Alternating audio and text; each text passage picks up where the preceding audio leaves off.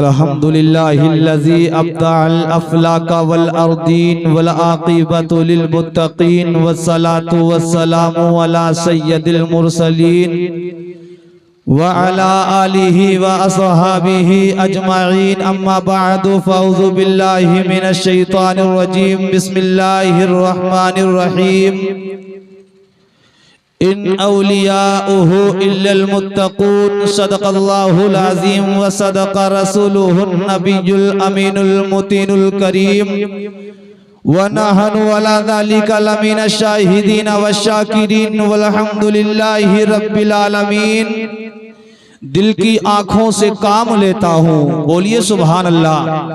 साथ तो नहीं छोड़ेंगे, हम आपके मेहमान हैं, हम आपके मेहमान हैं, आपके दयारे मोहब्बत में पहली मर्तबा हाजिरी हुई है। बस थोड़ी देर बोलेंगे, आप साथ देना इंशाअल्लाह। अगर ये पढ़ना बैठना कबूल हो गया तो जन्नत में जाने का जरिया बन जाएगा।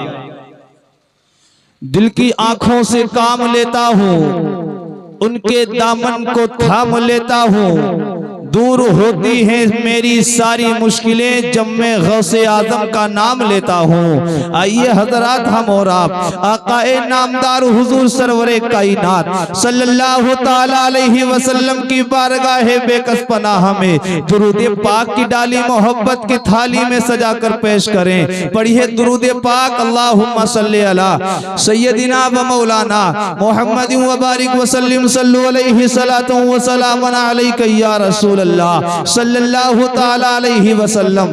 मैं अपनी गुफ्तगू को जल्दी से जल्दी आप तक पहुंचाने की कोशिश करता हूं। अल्लाह रब्बुल इज्जत कलाम पाक में इरशाद फरमाता है, इन औलियाउहु इल्लल मुत्तक़ून। रब्बे काबा फरमाता है, नहीं है कोई औलिया मगर मुत्तकी के। रब्बे काबा अपने बंदों को बताना चाहता है, जो मुझसे डरने वाला होगा वो मेरा मुत्तकी होगा, जो मुझसे डरने वाला होगा वो मेरा वली होगा, जो अपने सीने के अंदर खौफे खुदा रखेगा वो मेरा करीबी होगा, वो मेरा दोस्त होगा, वो मेरा औलिया होगा, वो मेरा वली होगा। रब्बे काबा फरमाता है, जिसके सीने के अंदर जितना इश्क़े रसूल होगा वो उतना बड़ा वली होगा। जब रब्बे काबा ने अपने प्यारे बंदे अब्दुल कादिर को गौसियत का मर्तबा अता किया, वलियों का वली बनाया। अब जरा गौर करें कि जब रब्बे काबा ने अपने बंदे को वलियों का वली बनाया तो सरकार गौसे आजम के सीने के अंदर खौफे खुदा कितना होगा। अल्लाह फरमाता है, जिसके सीने के अंदर जितना खौफे खुदा होगा उतना बड़ा वली होगा। रब्बे काबा ने अब शेख अब्दुल कादिर जिलानी को वलियों का वली बनाया तो शेख अब्दुल कादिर जिलानी के सीने के अंदर खौफे खुदा कितना होगा। बोलिए, समझ में आ रहा है? हाँ तो बोलिए सुभान अल्लाह।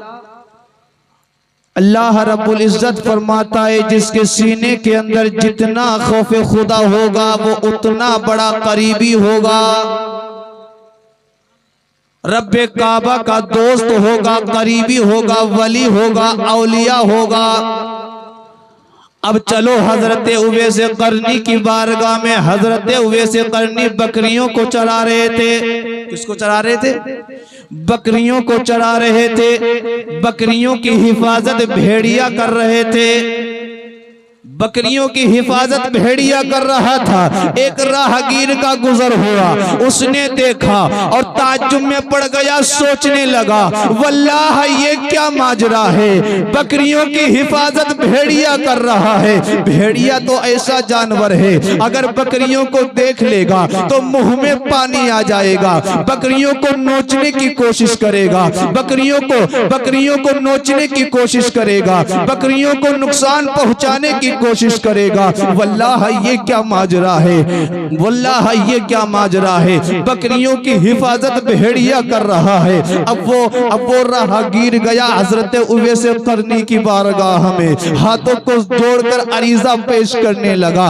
ए अल्लाह के बंदे जरा ये बताओ, मैंने पहली मर्तबा देखा है कि बकरियों की हिफाजत भेड़िया कर रहा है। क्या तुझे भेड़िया से डर नहीं लगता? क्या तुझे भेड़िया से डर नहीं लगता? तो उवैस करनी ने फरमाया, मैं भेड़िए से डरता था। कब डरता था? जब मैं रब्बे काबा से नहीं डरता था। जब से हमने रब्बे काबा से डरना शुरू कर दिया, भेड़िया ने मुझसे डरना शुरू कर दिया। उवैस करनी फरमाते हैं, जब से हमने रब्बे काबा से डरना शुरू कर दिया, भेड़िया ने मुझसे डरना शुरू कर दिया। और उवैस करनी ने पैगाम दे दिया कि जो रब्बे काबा से डरेगा दुनिया उससे डरेगी। जो रब्बे काबा से डरेगा दुनिया उससे डरेगी।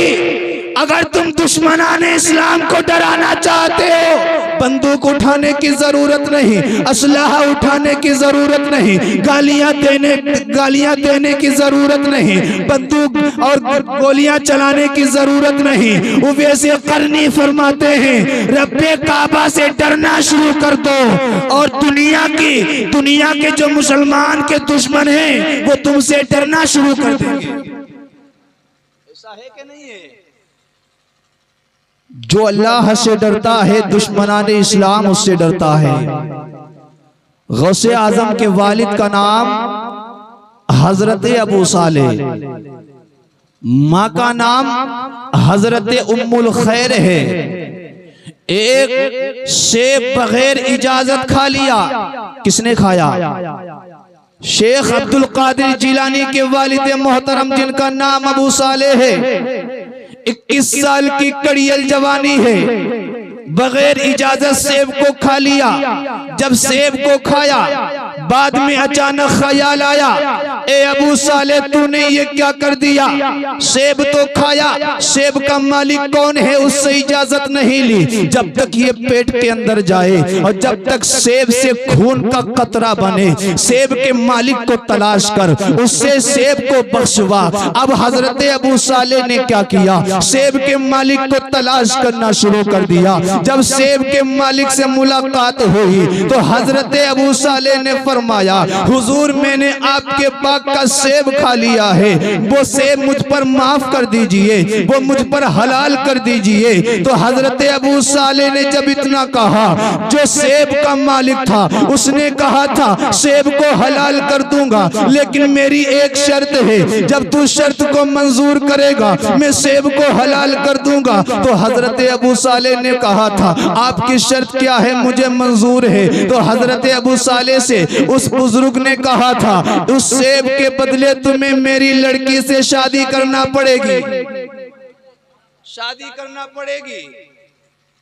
अब एक सेब के चक्कर में हजरत अबू सालेह तैयार हो गए और कहा ठीक है मुझे मंजूर है, मैं आपकी लड़की से शादी करूंगी। लेकिन उस बुजुर्ग ने फरमाया, 21 साल के कड़ियल जवान, जरा ये भी तो गौर कर ले, मेरी लड़की कैसी है? आंखों से देख नहीं सकती, पैरों से चल नहीं सकती, हाथों से पकड़ नहीं सकती, जबान से बोल नहीं सकती, मेरी बेटी अंधी है, मेरी बेटी गूंगी है, मेरी बेटी लंगड़ी है, क्या तुम मेरी बेटी से शादी करेगा? तो हजरत उवैस करनी ने कहा, अगर सेब को हलाल कराना है तो अबू सालेह को शादी करना पड़ेगी। शादी करने के लिए तैयार हो गए। जब हजरत अबू सालेह की शादी हो गई, जब हजरत अबू सालेह कमरे के अंदर गए, अपनी बीवी मोहतरमा को सलाम किया, तो हजरत अबू सालेह की बीवी ने सलाम का जवाब दिया। अबू सालेह सोच रहे थे, ऐसा तो नहीं हम किसी गलत कमरे में तो नहीं आ गए, इसलिए कि अबू सालेह सोच रहे थे, मेरे ससुर ने कहा था मेरी लड़की देख नहीं सकती, लेकिन ये देखती भी है, मेरे ससुर ने कहा था मेरी लड़की बोल नहीं सकती, ये बोलती भी है। मेरे ससुर ने कहा था मेरी लड़की चल नहीं सकती, ये चलती भी है। ऐसा तो नहीं हम किसी गलत कमरे में तो नहीं आ गए। अबू साले फौरन ही वापस पलटे, वो वापस पलटे अपने ससुर की बारगाह में गए और कहने लगे ए मेरे ससुर, गजब हो गया, मैं किसी गैर के कमरे में चला गया। तो अबू साले के ससुर ने फरमाया बेटे तू गलत कमरे में नहीं गया, तू अपने शरीके हयात के पास गया था, तू अपनी बीवी के पास गया था। तो अबू साले ने फरमाया ए मेरे ससुर जान जरा ये तो बताइए, आपने कहा था मेरी लड़की बोल नहीं सकती, मेरी लड़की चल नहीं सकती, आपकी लड़की चलती भी है, आपकी लड़की बोलती भी है, आपकी लड़की देखती भी है, ये कैसे हो गया? तो अबू साले के ससुर ने कहा बेटा तू मेरा कहने का मतलब नहीं समझा, मेरी लड़की बोल नहीं सकती, इसका कहने का मतलब यह है कि मेरी बेटी ने अपनी जबान से हराम कलिमात नहीं निकाले। मेरी बेटी लंगड़ी इसलिए है कि हराम जगहों पर मेरी बेटी चल के नहीं गई। मेरी बेटी बहरी इसलिए है कि हराम कलिमात को अपने कानों से नहीं सुना। अबू साले जो अल्लाह से इतना डरने वाला हो और उम्मुल खैर जिनकी माँ इतनी पाकीज़ा दामन वाली हो, जब ऐसे लोगों का मिलन होता है तब अब्दुल कादिर का जन्म होता है। बस 5 मिनट के अंदर मैं अपने बयान को समेटने की कोशिश कर रहा हूं। कोई पीराने पीर कहता है, कोई रोशन ज़मीर कहता है, कोई दस्तगीर कहता है, कोई अब्दुल कादिर जीलानी कहता है, कोई मुहियुद्दीन कहता है। असल नाम मुहियुद्दीन शेख अब्दुल कादिर जीलानी है। बस आखिरी बात बताऊंगा, इसके बाद मैं अपनी जगह ले लूंगा। असल नाम क्या है? शेख अब्दुल कादिर जीलानी है। लेकिन कोई पीराने पीर कहता है, कोई रोशन ज़मीर कहता है, कोई दस्तगीर कहता है, कोई गौसे आजम कहता है। गौसे आजम ये कोई नाम नहीं है बल्कि एक ओहदे, एक डिग्री का नाम है। गौसे आजम एक डिग्री का नाम है। अब आप कहेंगे मौलाना मैंने ये तो पहली बार सुना, मैंने दुनिया के तमाम ओहदों के बारे में सुना, एसडीएम के ओहदे के बारे में हमने सुना, एसडीएम के ओहदे के बारे में हमने सुना, सीएम के ओहदे के बारे में हमने सुना, पीएम के ओहदे के बारे में हमने सुना। एसडीएम के ओहदे में इतना पावर होता है, पूरे जिले का संचालक करता है। सीएम के ओहदे के अंदर पावर इतना होता है, पूरे प्रदेश का संचालक करता है। पीएम के ओहदे के अंदर इतना पावर होता है, पूरे देश का संचालक करता है। अब आप कहेंगे रब्बे काबा ने जो गौसे आजम की डिग्री दी, गौसे आजम का जो ओहदा दिया, उसमें पावर कितना है? हर चीज जो भी ओहदा होता है उसके अंदर पावर होता है। और रब्बे काबा ने अपने प्यारे अब्दुल कादिर को जो गौसियत का मर्तबा दिया, गौसियत का जो ओहदा दिया, गौसियत की जो डिग्री अता की, उसमें पावर कितना है? अब ये कौन बताएगा? हम जैसा छोटा मुकर्रिर नहीं बताएगा। बुझिया बाजार के अंदर अब कौन बताएगा? कोई आम आदमी नहीं बताएगा। अब कौन बताएगा? वही बताएगा जिसके अंदर पावर है, जिसको ओहदा दिया गया है, उस ओहदे के अंदर जिसको पावर दिया गया है, अब वही बताएगा। अपनी आंखों को बंद करो, बगदाद की जमीन पर चलो और सरकार गौसे आजम की बारगाह में अरीजा लगाओ। आंखों को बंद करो, अपनी आंखों में आंसू लेकर के सरकार गौसे आजम से पूछो, ए अब्दुल कादिर, दुनिया के ओहदे के बारे में हमने सुना, दुनिया के ओहदों के अंदर जितना पावर है मैंने देखा, लेकिन रब्बे काबा ने आपको जो डिग्री दी है, आपको जो पावर दिया है, उसमें पावर कितना है? तो सरकार अब्दुल कादिर फरमाते हैं कि आसमान से उस वक्त तक बारिश का कतरा जमीन पर नहीं गिरता जब तक अब्दुल कादिर की इजाजत नहीं होती है। इतना पावर रब्बे काबा ने गौसियत की डिग्री में अता कर दिया। हर दौर में एक गौस हुआ।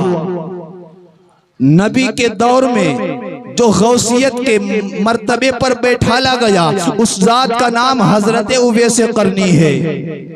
उवैस करनी के बाद जो गौसियत के मर्तबे पर पद पर बैठाला गया उसका नाम हजरत हसन बसरी है। हसन बसरी के बाद जो इस मनसब पर बैठाला गया उस जात का नाम शेख अब्दुल कादिर जिलानी है। और हर गौस को किसी को 100 साल का जमाना मिला, किसी को 200 साल का जमाना मिला, किसी को 300 साल का जमाना मिला, लेकिन जब ये मर्तबा गौसे आजम को अता किया गया तो 100-200 साल का जमाना नहीं, जब से इस मर्तबे पर बैठे उस वक्त से लेकर आज तक और आज से लेकर इमाम मेहदी के ज़हूर तक इस मर्तबे पर, इस गद्दी पर सरकार गौसे आजम जलवा फरोज रहेंगे।